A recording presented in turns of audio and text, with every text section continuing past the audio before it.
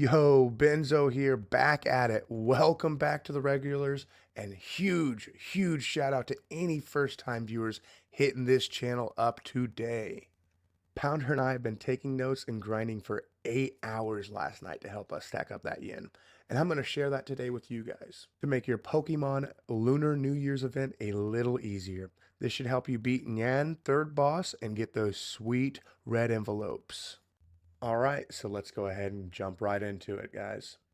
All right, so now that we've actually jumped into this round, I've got to stress this right out the gate. It is highly recommended to run a full team of 4. Coordination and communication are absolute name of the game here. If you aren't talking to your teammates, you are already behind. A little tip for newcomers, the bag is shared among the team. So if you pick up an item, that item is available for everyone on the team. Y'all really need to be talking it out and discussing what items go on what Pokemon and when to use them so you do not waste resources in later stage. This minigame is heavy resource management. All right, starting off and jumping right in, let's take a look at our party. Right away, you'll notice there's only one Pokemon. That is our starter, and that's all we got to work with for now. Because of that, you'll absolutely need to stick together in teams of 2. Every single encounter you run into here is a double battle. Try to go rogue and wander off alone, you are going to get double teamed and wiped out before the run even starts. Coordination is everything, guys. Alright, as you can see here, we are jumping straight into this Whimsir and Nidoran battle. Now look at the move section. We're going to go for those super effective moves, and this is the most important rule of the game. If you have fighting type moves and fire type moves, do not use them. They are needed for the boss. We want to use our other moves as Iron Head or Poison Jab. Make sure you are coordinating with your team to see which Pokemon you are attacking and which Pokemon they are attacking.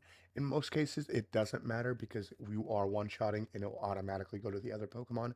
But in some cases where you don't one-shot, you want that communication. All right, as you can see there, I used the move Poison Jab and Poundr had used the move Scold. Both these moves are going to KO the Pokemon that they attacked, and those Pokemon are now going to be introduced into the shrine. Once they are in the shrine, they can be added into your party, but once they are in your party, you cannot remove them at all. All right, here we are wandering around the Abundant Shrines, keeping our eyes peeled. Like I said before, we are strictly looking for encounters that we know we can one-shot. We aren't here to play around, we're here to be efficient and make some yen. But most importantly, we are hunting for specific Pokemon we actually need to clear the first boss and set ourselves up for the long haul. Since we already have Terrakion for a lead, we will be looking for Spinda, Charizard, and Empoleon for our other 3 leads.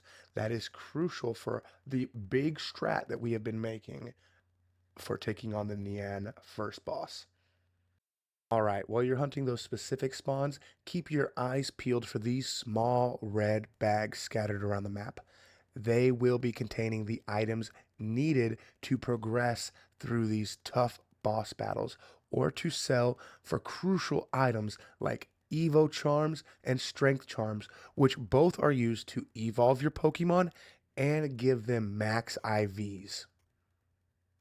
While we're here, we're going to talk about some movements while you're roaming around the Abundant Shrine. Not only will you be dodging encounters by looking at which direction the Pokemon is looking at, if they are facing you, they will encounter you. From the 8 hours of play that we did, I've noticed about 3 to 4 tiles away, they kind of won't encounter you. But if they're looking the other way, you could sneak by them, grab the item, sneak away. Remember, we only want to take encounters we know we can win or encounters that we need the Pokemon for. All right, now that we've covered the early game steps and what you need to be scouting for, we are ready to hit that first boss.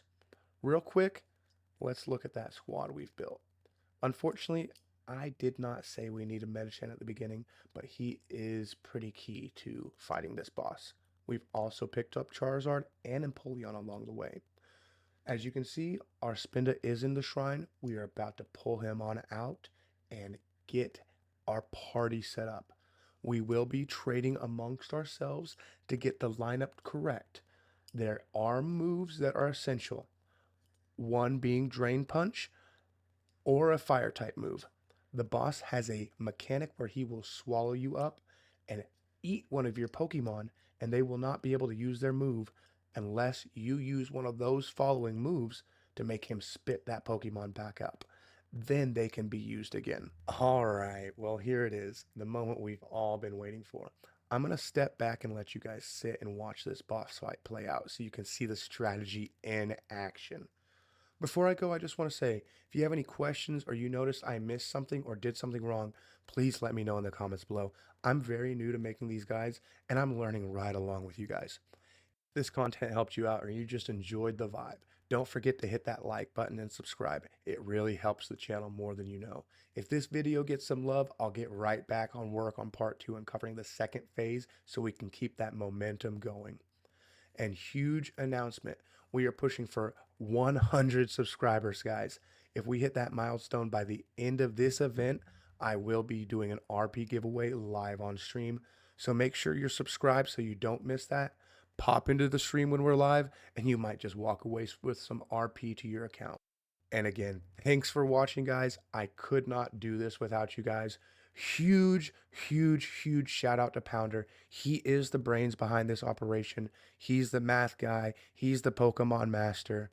And like I said, it cannot be done without viewers like you. I really appreciate you guys checking out my video.